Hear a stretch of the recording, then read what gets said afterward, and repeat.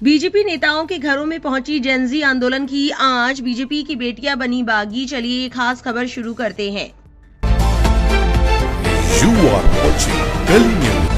दिल्ली के जंतर मंतर पर चले जेनजी के 37 दिनों के आंदोलन में बीजेपी के भीतर से भी आवाजें उठी। न केवल बीजेपी के वरिष्ठ नेता मुरली मनोहर जोशी बल्कि कुछ बीजेपी नेताओं की बेटियां भी खुलकर सामने आई। मुरली मनोहर जोशी अटल बिहारी वाजपेयी की सरकार में शिक्षा मंत्री थे। उन्होंने 23 जुलाई को युवाओं के साथ पुलिस की सख्ती पर सवाल उठाया था। मुरली मनोहर जोशी ने कहा था, मुझे ये देखकर अत्यंत पीड़ा हुई है कि महिलाओं पर निर्मम बल प्रयोग किया गया। लेकिन मामला यहीं तक नहीं रहा। असम गण परिषद के एक मंत्री की बेटी, ओडिशा के बीजेपी के एक वरिष्ठ सांसद की बेटी और उत्तर प्रदेश में बीजेपी के एक पूर्व विधायक की बेटी उन लोगों में शामिल है जिन्होंने जेनजी के आंदोलन का खुलकर समर्थन किया। कहा जा रहा है कि कॉकरोच जनता पार्टी के आंदोलन का असर बीजेपी के नेताओं के घरों तक पहुंच गया था। आंदोलन के समर्थक बीजेपी नेताओं के घरों में भी दिखे और आंदोलन में उनकी बेटियां शामिल भी हुई। 23 जुलाई को दिल्ली के जंतर मंतर पर सीजेपी के धरने के समर्थन में गुवाहाटी में हुए प्रदर्शन में शामिल लोगों में असम सरकार के कैबिनेट मंत्री और असम गण परिषद के नेता केशव महंता की बेटी दिबिसा भी थी। पिछले हफ्ते शनिवार को ओडिशा से बीजेपी सांसद अपराजिता सारंगी की बेटी अर्चिता सचिन राहर ने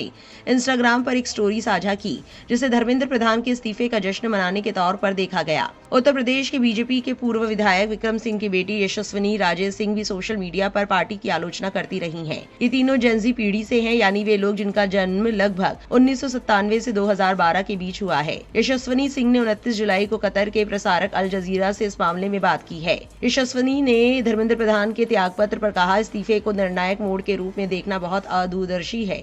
त्यागपत्र की भाषा में पछतावा जैसी कोई चीज नहीं है, जवाबदेही बिल्कुल नहीं है। उसकी भाषा ऐसी है जैसे उन्होंने शहादत दी हो। यशस्विनी सिंह ने कहा, सीजेपी ने ऐसे बड़ी संख्या में गैर राजनीतिक लोगों को एकजुट करने का बहुत बेहतरीन काम किया। ऐसे लोग आमतौर पर इनोवेटिव मैसेजिंग, मीम्स और कंटेंट के जरिए ऐसी बातचीत से दूर रहते हैं। उनका मुख्य फोकस इंस्टाग्राम था, जो कि बहुत बढ़िया था, क्योंकि वहीं पर हमने विरोध प्रदर्शन का, आम लोगों का इतना कवरेज देखा। यहाँ तक कि जिस व्यक्ति को अब शिक्षा मंत्री नियुक्त किया गया है, ईमानदारी से कहूँ तो एक बहुत ही भद्दे मजाक जैसा लगता है। अपने पिता के बीजेपी में होने और उनकी राजनीति से बिल्कुल अलग राह लेने के बारे में यशस्विनी ने कहा, मुझे नहीं लगता कि मैं ढोंगी या पाखंडी हूँ। मैं आर्थिक रूप से किसी पर निर्भर नहीं हूँ। मैं अपने दम पर अकेले रहती हूँ। मैं पिछले 3.5 साल से भारत में हूँ और अकेले रह रही हूँ। मैं उस तरह के माहौल में बिल्कुल भी शामिल ना होने का विकल्प चुनती हूँ, जो मैं सालों से फतेहपुर नहीं गई हूँ। इसलिए मैं उन सब बातों और खुद के बीच एक बहुत बड़ी दूरी बनाए रखती हूँ और इसी वजह से मैं बिना ढोंगी महसूस किए ये सब बातें कह पाती हूँ। विक्रम सिंह उत्तर प्रदेश के फतेहपुर सदर विधानसभा क्षेत्र से पूर्व बीजेपी विधायक रहे हैं। वो फतेहपुर से 2 बार विधायक रह चुके हैं। विक्रम सिंह 2022 के विधानसभा चुनाव में समाजवादी पार्टी के उम्मीदवार से चुनाव हार गए थे, लेकिन अभी वो फतेहपुर में एक सक्रिय बीजेपी नेता हैं। असम सरकार के कैबिनेट मंत्री और असम गण परिषद के वरिष्ठ नेता केशव महंता की बेटी दिबिसा महंता उस समय चर्चा में आ गई जब गुवाहाटी में कॉकरोच जनता पार्टी के नेतृत्व में हुए एक प्रदर्शन में शामिल हुई। कई वीडियो में दिख रहा है कि वो प्रधानमंत्री नरेंद्र मोदी के खिलाफ नारे लगा रही हैं। उनके पिता केशव महंता असम गण परिषद के नेता हैं और असम में बीजेपी के नेतृत्व वाली एनडीए सरकार में राजस्व मंत्री हैं। अंग्रेजी अखबार इंडियन एक्सप्रेस ने अपनी एक रिपोर्ट में लिखा है, दिबिसा ने पिछले वर्ष ब्रिटेन से 2 पोस्ट ग्रेजुएट डिग्रियां पूरी की थी। वो वीडियो में प्रधानमंत्री नरेंद्र मोदी के खिलाफ नारे लगाती और इंसाफ की मांग करती सुनाई देती हैं।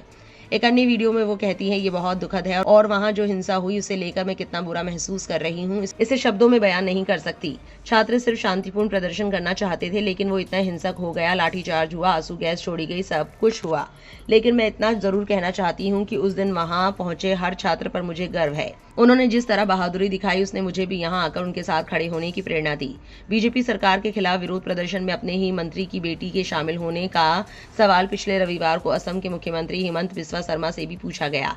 इसके जवाब में उन्होंने कहा था, मेरे बच्चे क्या कहते हैं उसके लिए मैं कैसे जवाबदेह हो सकता हूँ।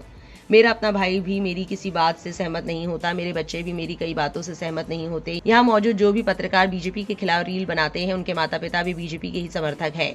उसने मोदी जी के खिलाफ बात कही है और मुझे उसका दुख है। अगर कभी उससे मुलाकात हुई तो मैं उससे भी इस बारे में बात करूंगा। उन्होंने कहा था, अगर कल मेरा बेटा भी कुछ गलत कह दे तो इसमें हैरानी नहीं होनी चाहिए। मेरा बेटा आगे चलकर वकील बनेगा और हो सकता है कि वो उन लोगों की पैरवी करे जिन्हें मैं पसंद नहीं करता। जब बच्चे बड़े होकर वयस्क हो जाते हैं तो उनके कामों को उनके माता पिता से नहीं जोड़ा जाना चाहिए। उसने जो कहा वो गलत था, लेकिन उसके लिए हम उस लड़की से बात करेंगे। उसके पिता को क्यों परेशान किया जाए। भुवनेश्वर से बीजेपी सांसद अपराजिता सारंगी की बेटी अर्चिता सचिन राहर की एक सोशल मीडिया पोस्ट को लेकर भी काफी चर्चा हुई।